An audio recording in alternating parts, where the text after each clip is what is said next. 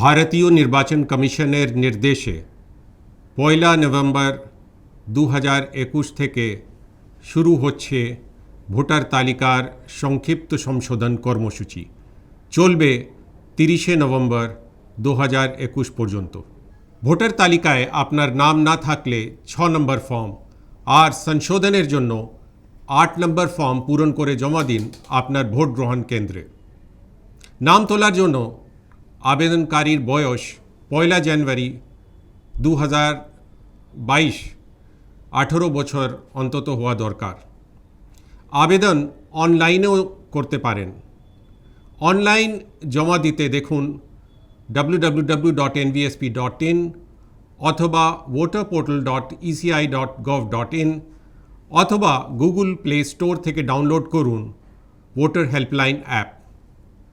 ভোটাররা বাড়িতে বসেই ভোটার হেল্পলাইন অ্যাপের মাধ্যমেও নাম তুলতে ও সংশোধন করতে পারেন।